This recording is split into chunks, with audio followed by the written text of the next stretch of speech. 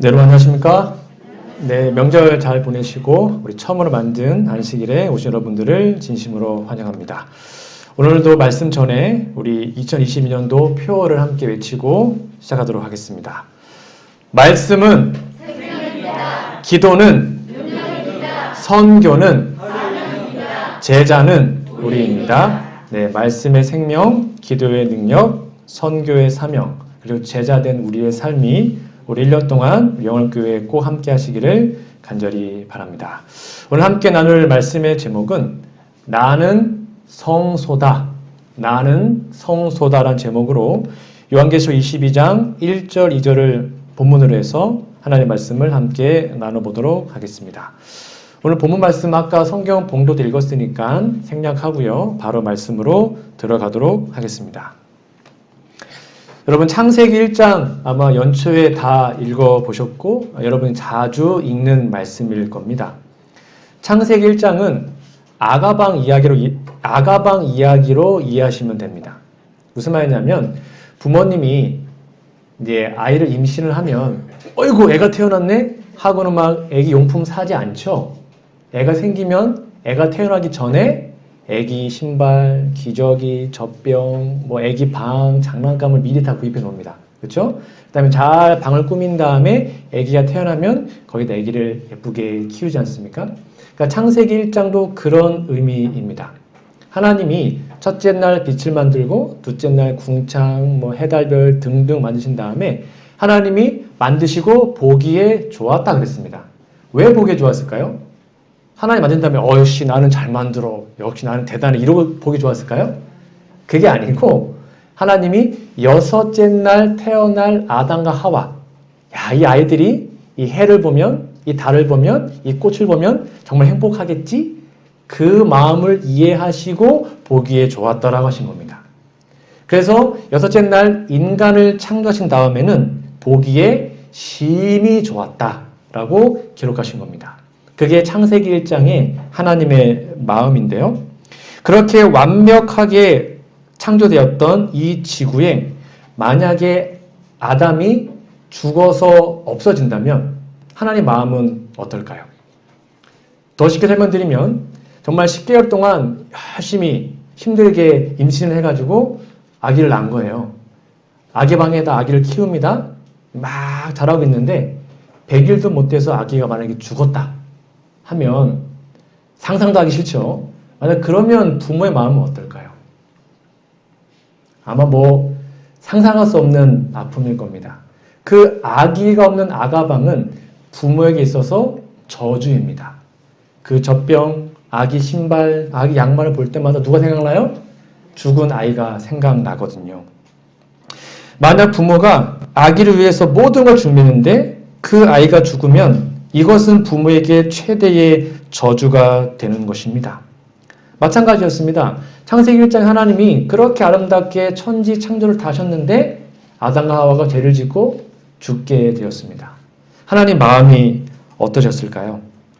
그 마음이 아팠던 그 하나님께서 에덴 동산에서 그들을 내어 보내셨지만 그들을 그리워하사 다시 한번 인간이 하나님과 만날 수 있는 방법을 마련하십니다. 그것이 바로 성소라는 것입니다.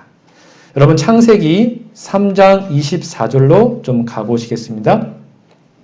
창세기 3장 24절을 보면 이 부분을 많은 분들이 좀 오해합니다. 이같이 하나님이 그 사람을 쫓아내시고 마치 하나님이 막 발로 쫓아내고 그렇게 오해하시는데 그게 아니고요. 에덴 동산 동편에 그룹들과 두루 도는 화영검을 두어 생명나무의 길을 지키게 하시니라. 여러분 이 장면이 어떻게 이해되고 상상되십니까? 천사가 불칼 두고 너무 죽어 들어오지 마 이런 그림일까요? 이게 어떻게 지금까지 여러분 이해하시고 배우셨습니까? 그룹들과 두루 도는 화영검을 두어 생명나무의 길을 지키게 하다. 들어오지 못하게 지킨 걸까요? 이게 그 뜻이 아니에요. 아담과 하와가 최초로 가인과 아벨이죠. 가인과 아벨이 최초로 이제 제단을 쌓았고 하나님께 예배드렸잖아요. 창세기 4장에 그 예배드린 장소가 여기입니다. 화영금 앞에였어요. 그러니까 여기 그룹은 양쪽에 있는 천사들이죠. 1명, 2명, 그룹 천사. 그리고 두루 도는 화영금은 하나님의 영광을 표상합니다. 여기에 화영금을 두다라는 이 두다라는 단어가 샤칸입니다. 여기에서 쉐키나, 지성소의 영광이 온 것입니다. 그리고 생명나무의 길을 지키다라는 것은요, 못 들어오게 지킨 것이 아니라 보존의 의미가 있습니다. 하나님께서 인류가 생명나무의 길을 나중에 구원받아서 올 수 있도록 그 길을 보존하신 거예요. 칼 들고 막 막고 못 들어오게 막은 것이 아니고 보존의 의미에 지키다는 의미가 있습니다. 즉 이거는 막 무서운 그런 장면이 아니고 하나님께서 인간들을 만나고 싶어서 최초로 만드신 원시성소, 최초의 성소라는 사실을 기억하시면 됩니다. 이것이 바로 원시성소이고 하나님은 날마다 죄를 짓고 떠나간 사람들을 그리워하셨어요. 여러분, 부모는 언제 울죠? 부모님은 보통 자신이 어려운 얘기를 안 하시더라고요. 저희 부모님도 저 나중에 알았어요. 뭐 아버지가 아프셨다, 뭐 지나가다가 사고가 났다, 한참 뒤 얘기하세요. 금방 얘기 안 하시더라고요. 그러니까 부모는 자신이 어려움을 당해도 자식이 좀 편하게만 살 수 있으면 그걸로 행복한 것입니다. 그런데 자식은 그렇지 않습니다. 자식들은요, 저도 자식놈인데 자신이 편할 때는 부모 생각을 잘 안 해요. 그러다가 좀 어려워지고 힘들어지면 엄마, 아빠 이렇게 전화해서 도움을 청하죠. 편할 때는 거의 생각하지 않습니다. 마찬가지로 우리도 잘 살고 어려움이 없으면 좀 하나님 생각을 좀 덜 하는 것 같아요. 그런데 좀 애가 달고 뭔가 문제가 생기고 삶에 어려움이 닥치면 하나님을 붙잡고 막 매어 달리고 새벽 기도하고 막 기도하고 하죠. 그래서 하나님은 우리가 고난과 어려움을 당할 때 우리를 버리지 않으시고 우리가 어려움을 당할 때 자신을 계시하십니다. 자신을 나타내시고 우리에게 다가오셔서 우리와 함께 하시고 힘과 능력을 주시죠. 여러분, 에스겔 47장을 좀 찾아보도록 하겠습니다. 이 말씀은 여러분 다 찾아주세요. 제가 이 PPT 안 만들어 왔습니다. 이 말씀 정말 중요한 말씀이기 때문에 에스겔 47장 1절부터 12절에 있는 말씀을 좀 다 직접 본문을 찾아주시면 좋겠습니다. 오늘 이 말씀이 제가 하고 싶은 주요 말씀입니다.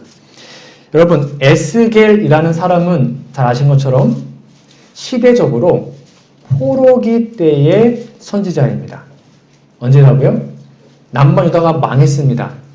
그래서 다니엘, 세 친구, 여러 사람들이 다 잡혀왔죠. 그래서 페르시아 또는 바벨론에 속국이 되었습니다. 나라가 망했어요. 그 포로기 때에 있었던 선지자가 에스겔입니다. 시대적 배경을 좀 잘 이해하셔요. 그래서 포로기니까 늘 낙담하고 희망이 없었습니다. 절망이었습니다. 그렇게 힘들어했던 에스겔에게 하나님이 나타나시사 그분의 귀한 영광을 보여주셨는데 그것이 바로 에스겔 47장의 성소 계시입니다. 여러분 1절부터 좀 잘 봐주세요. 그가 나를 데리고 전문에, 이 전은 하나님의 성전을 말합니다. 전의 전면이 동을 향하였는데 그 문지망 밑에서 물이 나와서 동으로 흐르다가 전 우편 제단 남편으로 흘러내리더라. 이상합니다. 하나님의 성전에 뭐 홍수가 났는지 하나님의 성전에서 물이 흘러나옵니다. 또 그가 나를 데리고 북문으로 나가서 바깥길로 말미암아 꺾여 동양한 바깥문에 이르기를 본즉 물이 그 우편에서 스며 나옵니다. 그러면 상상을 잘 해보세요. 3절입니다. 그 사람이 손에 줄을 잡고 동으로 나아가며 1,000척을 청량한 후에 나로 그 물을 건너게 하시니, 그러니까 성전에서 막 물이 나와요. 점점점 많아집니다. 물이 어디에 찼어요? 발목에까지 올랐습니다. 4절 다시 1,000척을 청량하고 나로 물을 건너게 하시니 물이 어디까지요? 무릎까지 올라왔습니다. 다시 일천척을 청량하고 나로 물을 건너게 하시니 물이 허리에 올랐고요. 상상해 보세요. 점점점 물이 막 창이라고 있는 것입니다. 5절 다시 일천척을 청량하니 물이 내가 건너지 못할 강이 된지라. 그러니까 성소에서 물이 막 나오는데 물이 점점 홍수처럼 많아지는 겁니다. 그 물이 창이라여 헤엄할 문이요 사람이 능히 건너지 못할 강이 되었습니다. 여러분 상상을 잘 해보셔요. 6절 그가 내게 이르되 인자야 너가 이것을 보았느냐 하시고 나를 인도하여 강가로 돌아가게 하셨습니다. 7절 내가 돌아간즉 강 좌우편에 나무가 심이 많다. 당연하겠죠. 강이 쫙 흐르니까 막 식물들이 살아나는 거예요. 소생합니다. 8절 그가 내게 이르시되 이 물이 동방으로 향하여 흘러 아라바로 내려가서 바다에 이르느니라. 이 흘러내리는 물로 그 바다의 물이 어떻게 됐대요? 소성함을 다시 회복되었습니다. 거기다 밑줄 쫙 꺼놓으세요. 9절 이 강물이 이르는 곳마다 그러니까 강물이 막 흘러만 가면 어떻게 되는 겁니까? 흐르는 곳마다 이르는 곳마다 모든 생물이 살아나요. 고기가 힘이 많아집니다. 이 물이 흘러 들어가므로 바닷물이 소성함을 얻겠고 이 강이 이르는 각처의 모든 것이 살아납니다. 대단한 강이죠. 또 이 강가에 어부가 설 것이니 엔게디에서부터 에네글라임까지 금을 치는 곳이 될 것이라. 그 고기가 각기 종류에 따라 큰 바다의 고기같이 심이 많으려니와 11절 그 진펄과 개펄은 소성되지 못하고 소금땅이 될 것이며 강 좌우가에는 각종 먹을 실과 나무가 자라서 그 잎이 시들지 아니하고요. 실과가 끊어지지 아니하고요. 달마다 아까 읽었던 거와 비교되죠. 새 실과를 맺어요. 근데 그 물이 밑줄 적어놓으세요. 성소로 말미암아 나옵니다. 그러니까 이 물이 성소로부터 쫙 나왔어요. 그리고 실과는 먹을 만하고 그 잎사귀는 약 재료가 되니라. 여러분 상상해 가십니까? 에스겔이 성전, 하나님의 성소의 이상을 봤는데 여러분 하나님의 성소는 뭔가 좀 번제단, 물두멍, 떡상, 이런 게 있어야 되는 거 아니에요? 근데 그게 아니고 하나님의 성소로부터 물이 흘러나오는데 그 물이 점점 더 많아져서 헤엄치는 강이 됐고요. 그 물이 가는 곳마다 막 생물들이 막 다 살아나는 것입니다. 여기 가면 여기 살아나고 다 살아나는 거예요. 이것이 에스겔이 봤던 성소 이상이었습니다. 여러분 이 말씀은 바로 에덴 동산에 있었던 말씀과 똑같은 것입니다. 오버랩되고 있는 것입니다. 창세기 2장 8절에서 10절로 가보도록 하겠습니다. 여러분 창세기 2장 8절 10절에다가 에스겔 47장을 적어 놓으시면 돼요. 서로 짝꿍되는 것입니다. 여호와 하나님이 동방의 에덴의 동산을 창설하셨죠. 여러분 다 아시는 겁니다. 그 지으신 사람을 거기 두시고 여호와 하나님이 그 땅에서 보기에 아름답고 먹기에 좋은 나무가 나게 하시니 여러분 알다시피 동산 가운데 에덴의 중앙에는요 생명나무와 선악 알게 한 나무가 있었죠. 거기가 하나님의 보호자를 상징합니다. 거기서부터 10절입니다. 거기서부터 강이 에덴에서 발원하여 동산을 적시고 거기서부터 갈라져 내 근원이 되었다라고 기록합니다. 그러니까 태초의 에덴 동산은 말 그대로 처음에는 비가 안 내렸습니다. 그래서 에덴 동산 중앙에 정 가운데서부터 동서남북으로 물이 흘러내렸습니다. 강이. 그 강이 흘러내림으로 강 좌우에 나무와 식물들이 풍성하게 물을 먹고 생생하게 살아있을 수 있었던 것입니다. 그래서 이 에덴 동산의 처음의 성소와 에스겔 47장 성소는 같은 것입니다. 그것이 지금 오버랩되어서 에스겔에게 하나님이 보여주시는 거죠. 그래서 성경에서 말하는 성소는 성소 가운데 뭐가 있어요? 강이 흘러요. 성소에서 물이 나와요. 그리고 가는 곳마다 생명이 살아납니다. 그것이 성경에서 말하는 성소의 개념이고요. 강 좌우가에 나무가 있고 열매가 맺히고 물고기가 살고 그것이 성경에서 말하는 성소의 개념인 것이죠. 이 부분을 우리 부조화 선지자 62페이지 이렇게 기록하고 있습니다. 앞에 좀 보시면 에덴 동산은 사람이 그 즐거운 길들에서 추방된 후에도 오랫동안 지상에 남아 있었다. 타락한 인류는 오랫동안 그 무제한 시대의 집을 바라보도록 허락되었다. 그 들어가는 입구는 아까 뵀죠? 화영검, 불칼, 파수 보는 천사들로 말미암아 차단당했다. 하나님의 영광이 그룹 천사들, 양옆에 천사들이 있었습니다. 거기에 경비하는 낙원의 문에 나타났습니다. 그리고 거기에 사람들이 와가지고 예배를 드립니다. 하나님의 영광이 그룹 사이에 나타났으며 후에는 이것을 쉐키나, 여러분 들어보셨죠? 그래서 이스라엘 예배의 중심이 지성소 안으로 그것이 거하게 됩니다. 하나님의 임재의 영광이 에덴 동산 입구에 있다가 쉐키나 지성소로 들어오게 됩니다.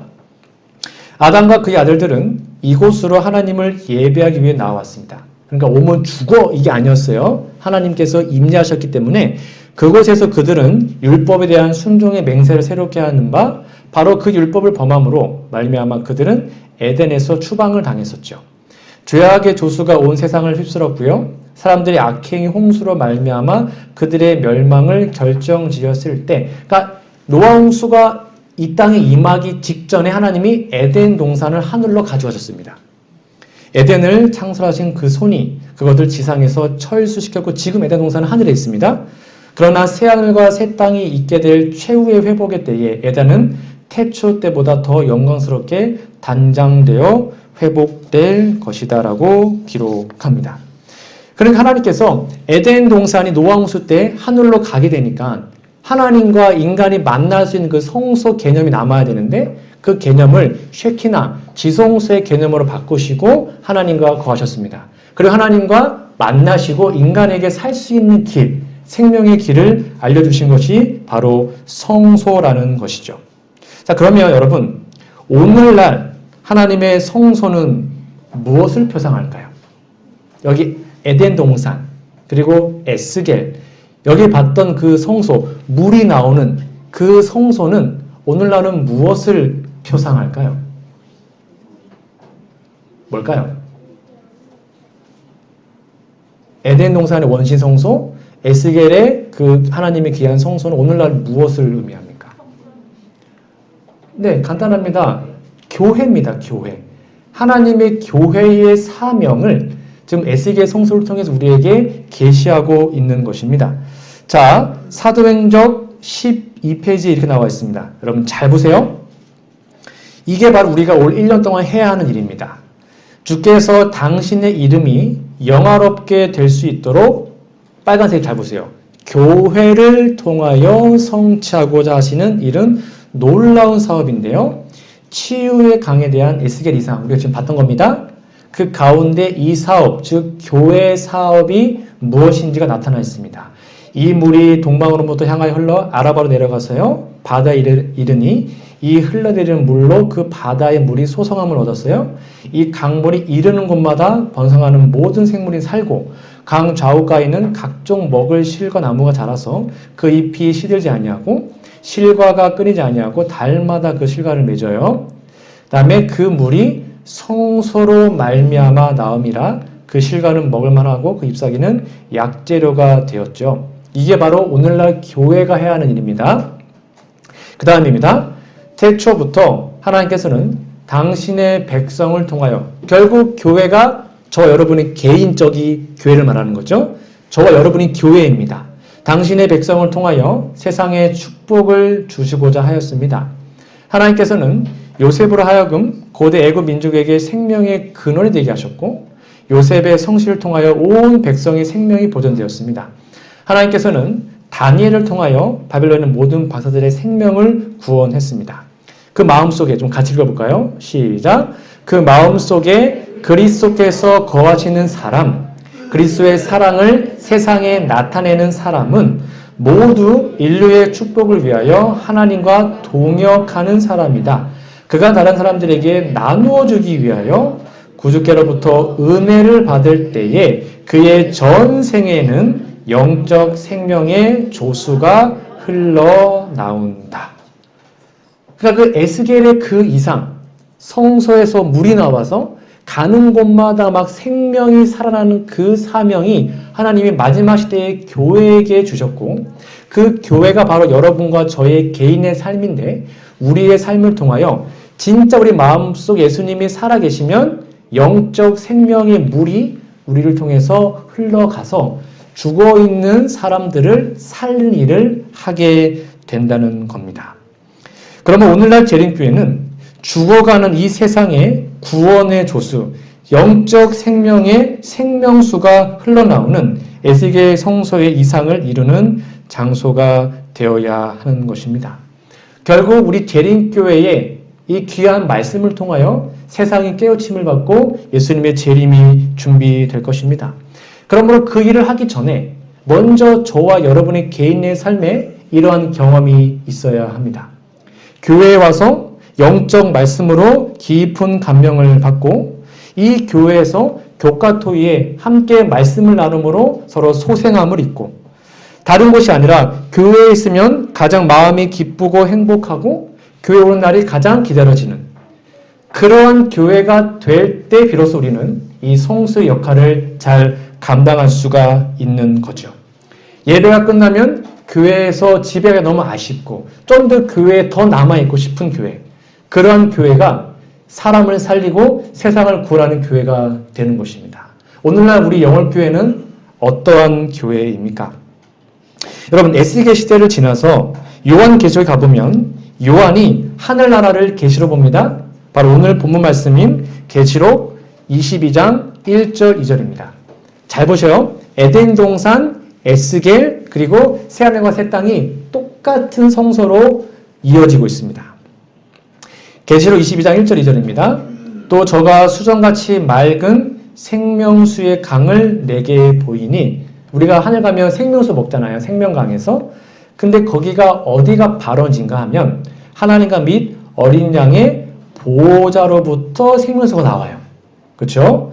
길 가운데로 흐르더라. 강 좌우에 아까 에스겔과 똑같죠? 생명나무가 있어요. 12가지 실과를 맺어요. 달마다 그 실과를 맺히고 그 나무 잎사귀들은 만국을 소성하기 위하여 있더라. 정말 우리가 정말 염원하고 가고 싶은 하늘나라의 모습이지 않습니까? 그렇게 생명강이 하나님의 보호자로부터 흘러나옵니다. 그리고 생명강의 좌우에 생명나무가 있고 달마다 나무가 열매가 열리고 그 우리가 먹고 잎사귀를 먹음으로 만국이 소성함을 입게 됩니다. 지금 이 사도 요한이 이 계시를 받던 때도 요한이 지금 어디 있을 때예요? 반모섬에 유배되었을 때입니다. 사방이 막히고 정말로 힘든 그 상황에, 처참한 상황에 하나님은 요한에게 요한아 걱정하지 마라. 내가 너와 함께하고 결국 이 새하늘과 새 땅이 이 땅에 임할 거다라고 자신의 귀한 영광을 보여주시게 된 것입니다. 에스겔은 포로기 있을 때, 힘들 때 하늘 성소를 보았고 요한은 반모섬에서 힘들 때 하늘 성소를 보게 된 것입니다. 그러면 지금 이 마지막 때를 살고 있는 우리들이 정말로 세상이 어렵고 어지럽고 힘든 이 때에 우리가 바라봐야 되는 것은 바로 하늘 성소의 계시인 것입니다. 그 하늘에 우리가 결국 가게 될 것이고 그 하늘에 가기 위해서 우리가 이 땅에서 해야 할 일은 무엇인지가 이 성소 계시를 통해서 알려주신 것입니다. 정리해드리면 여러분 창세기 2장의 에덴 동산 원시 성소 옆에다가 에스겔 47장을 적어 놓으십시오. 그것이 처음의 성소 모습입니다.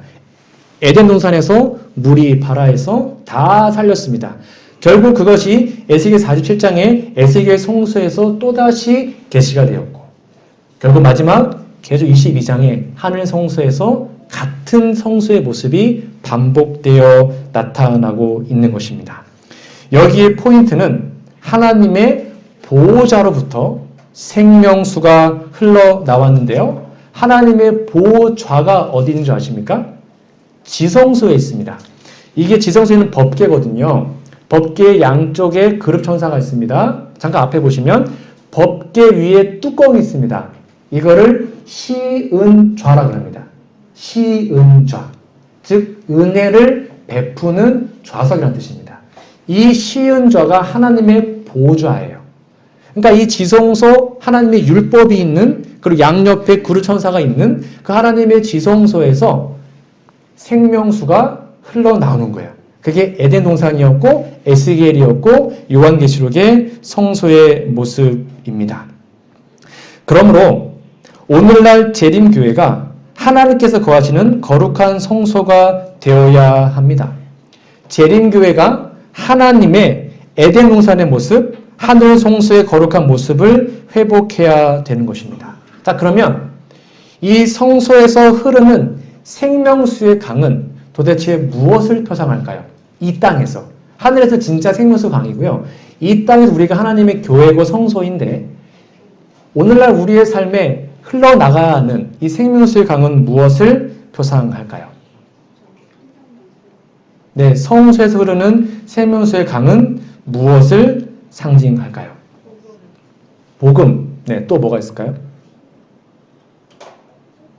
네, 여러분 성경책을 좀 찾아보도록 하겠습니다. 요한복음 7장 37절부터 39절에 있는 말씀입니다. 요한복음 7장 37절부터 있는 말씀입니다. 여기에 우리가 해야 하는 생명수 강의 의미가 기록되어 있습니다. 명절 끝날 곧 큰 날에 예수께서 서서 외쳐 가라사대 누구든지 목 마르거든 내게로 와서 마시라. 잘 보세요. 나를 믿는 자는, 저 여러분 다 예수님 믿지 않습니까? 우리는 다 예수님을 믿어요. 그러니까 이 교회에 온 것이고 하나님을 만나는 것입니다. 나를, 즉 예수님을 믿는 자는 성경 이름과 같이 그 배에서 생수의 강이 흘러나리라 하시니, 이 배는요, 쉽게 말하면 인격을 말하는 것입니다. 성경적 용례입니다. 그래서 우리의 인격, 우리의 마음에서, 우리의 존재 자체에서, 그 말이에요. 거기에서 생수의 강이 흘러나온대요. 여기 보니까요, 우리 예수님을 진짜로 제대로만 믿으면 우리의 마음에서, 우리 자체에서 생명수가 나온다는 것입니다. 근데 그게 무엇인가? 39절. 이는 그를 믿는 자의 받을 뭘요? 성령을 가리켜 말씀하신 것이라. 그러면 이 시대에 하나님의 성소가 저와 여러분들인데 오늘날 우리들의 삶 속에서, 우리들의 마음에서, 우리들의 인격 그 자체에서 생명을 살리는 생명수가 흘러나온다고 나와 있는 것입니다. 그렇게 이렇게 성수의 삶을 살았던 사람들이 결국 하늘에 가는 거예요. 근데 그게 뭐라는 것입니까? 성령이라는 것입니다. 그래서 지금 제가 아까도 말한 것처럼 요즘에 우리 영월재림교회 온라인 새벽기도회에서 하나님의 성령을 간구하는 새벽기도회를 진행하고 있습니다. 여러분 많이 참여해 주시고, 꼭 그게 아니더라도 정말 아침마다 하나님의 성령을 간구하시는 우리 모두가 되기를 간절히 바랍니다. 오늘날 많은 사람들은 영적으로, 육적으로 너무나 메말라 있습니다. 우리도 똑같습니다. 근데 예수님은 누구든지 영적으로 목이 마르거든 자신에게 오라고 초청하십니다. 그리고 먼저 우리가 예수님을 믿었다면 우리의 마음속에 생명수의 강이 흘러나간다고 성경 약속하고 있습니다. 이 경험이 오늘날 우리의 경험이 될 때 늦은 비가 임하고 결국 세상의 땅끝까지 복음이 전파될 수 있겠죠. 바로 하나님의 보좌가 성소인데 우리가 바로 거룩한 성소인 것입니다. 이 말씀 같이 읽어볼까요? 시작. 너희 몸은 너희가 하나님께로부터 받은 바 너희 가운데 계신 성령의 전인들을 알지 못하느냐? 너희는 너희의 것이 아니라. 분명히 말합니다. 우리가 하나님의 성소인데 누가 거하는 성소요? 성령이 거하는 성소. 그러니까 내 마음속에 하나님의 성령이 거할 때만 우리는 진정한 남은 자손으로 마지막 성소의 사명을 감당할 수가 있는 것입니다. 여러분, 우리가 바로 걸어다니는 하나님의 성소입니다. 아까 지성소 기억나십니까? 지성소 안에 뭐가 있었어요? 하나님의 법궤, 율법이 있으면 하나님의 법궤가 있어요. 그리고 양 좌우편에 뭐가 있습니까? 그룹 천사가 있었죠. 그리고 거기서부터 성소의 물이 흘러나왔습니다. 이제는 이 말씀이 그대로 우리의 삶에 적용됩니다. 이제는 새 언약은 하나님의 율법이 어디에 새겨집니까? 우리의 마음에 새겨집니다. 마음의 신비. 우리의 마음속에 하나님의 십계명이 있어요. 우리를 보호하는 천사가 몇 명일까요? 2명입니다. 여러분 양옆에 천사가 있어요. 그룹 천사들처럼. 똑같은 모델입니다. 양옆에 천사가 있고요. 마음속에 뭐가 있어요? 율법이 있어요. 새 언약을 통해서. 그래서 우리 마음속 율법이 가득 하나님의 성령이 있으면 우리의 전하는 말을 통해서 누군가가 살아나는 것입니다. 영혼이 회복되는 것입니다. 교회를 통해서 귀한 영혼들이 살아나는 경험이 있는 것입니다. 이거는 그냥 목사만의 경험이 되면 안 되고 저와 여러분 모두의 경험이 될 때 우리가 말만 하면 누군가 살아날 수만 있다면 얼마나 좋을까요? 그것이 바로 성소의 모델인 것이죠. 그리스도의 성경봉사에 이렇게 기록되어 있습니다. 여러분 잘 보셔야 합니다. 하나님의 말씀을 받은 마음, 즉 새 언약 하에 우리 마음의 신비에 하나님의 율법이 새겨지면 그 말입니다. 증발하는 연못과 같지 않고요. 그물을 저장하지 못하는 터진 웅덩이와도 같지도 아니합니다. 그것은 마르지 않은 샘물을 받아 흘러가는 산속의 냇물과 같아서 그 시원하고 맑은 물이 바위에서 바위로 흘러내려 피로한 사람들과 목마른 자들과 무거운 짐 자들을 소생시켜 줄 것입니다. 마음의 율법을 가진 사람들이에요. 그 다음입니다. 이어서 그런 사람들은 그것은 끊임없이 흐르는 강과 같아서 흘러감에 따라 점점 깊고 넓어져서 마침내 그 생기를 주는 물이 온 세계에 퍼질 것입니다. 우리가 마음의 말씀만 간직하고 있다면 졸졸거리며 흐르는 시내는 그 뒤에 실록과 풍요한 선물을 남기고 흘러갑니다. 그 언덕에 있는 풀은 더 싱싱하고 푸르르며 나무들은 더 푸르름이 짙고 더욱 많은 꽃들을 피우게 되죠. 여름의 뜨거운 열로 인해 풀이 다 타고 갈색 땅이 드러날 때에도 강줄기를 따라 푸른 실록의 선이 이어질 것이다 라고 기록합니다. 이것이 바로 오늘날 우리가 해야 되는 일이고 여러분들이 구역반에서 소그룹에서 해야 하는 일입니다. 소그룹에서 여러분이 말씀을 나눕니다. 그래서 여러분이 느꼈던 마음이 새겼던 그 말씀을 나누면 소그룹에서 서로 뭐 하는 것입니까? 살아납니다. 그 영혼들이 살아나요. 그렇게 영혼이 회복되면 그곳 하나님이 영혼을 보내주십니다. 마치 물고기가 새를 보내는 것처럼. 그러면 그 영혼들도 결국 살아나겠죠.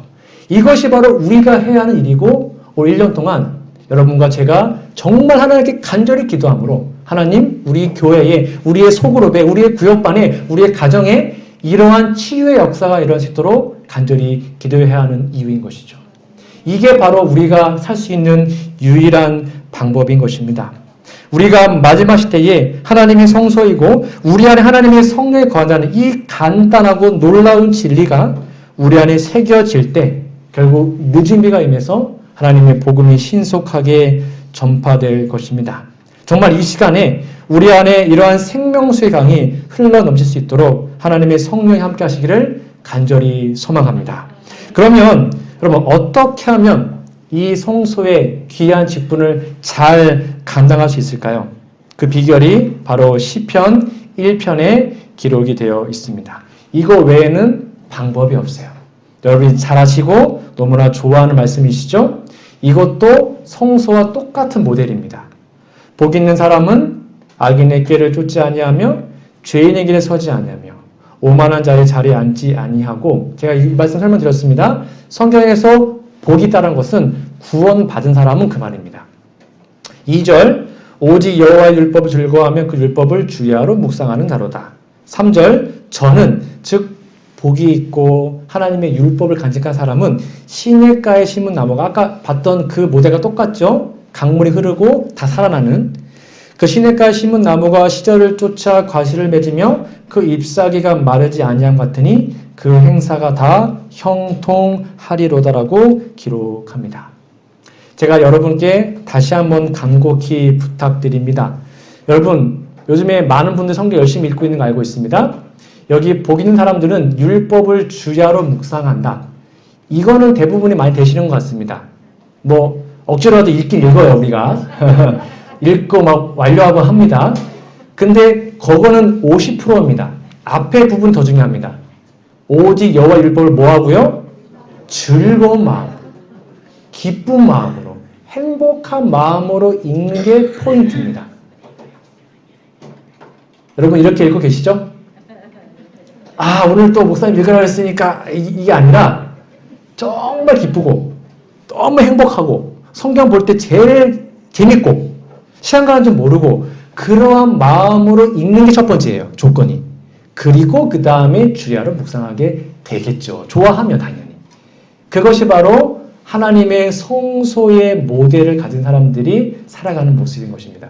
그러니까 뭐 억지로라도 읽지 말란 뜻이 아닙니다. 우선 읽어야 됩니다. 읽고 연구하고 해야 돼요. 그러나 혹시 우리 마음속에 하나님 율법을 즐거워하는 마음이 없다면 하나님께 기도하십시오. 하나님 너무 어려워요. 재미가 없어요. 그러면 하나님 이 말씀을 좀 재밌게 즐겁게 좀 흥미있게 읽을 수 있도록 도와주세요. 기도하십시오. 그러면 그 하나님이 그 기도를 응답해 주실 것입니다. 구약 당시에 지성소 안에 법궤가 있었고 그 법궤 하나님의 율법과 말씀이 기록되어 있었던 것처럼 오늘날 우리가 하나님의 말씀을 연구하고 묵상하고 암송함으로 우리의 마음속에 하나님의 율법이 새겨질 때 그것이 진정한 성소의 사명임을 여러분 꼭 기억하시기 바랍니다. 예레미야 31장 33절 말씀을 같이 읽어보도록 하겠습니다. 시작.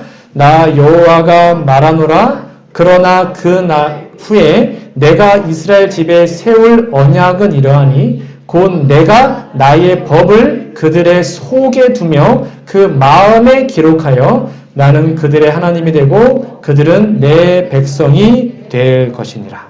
분명히 써있죠? 우리의 마음속에 기록하시는 하나님. 여러분 이거 기억 암송 카드가 2개가 남았습니다. 제가 지난주에 들어보니까 앞에 나와서 외우기가 부담스러워서 안 가져왔다고 하시는데 안 해오셔도 됩니다.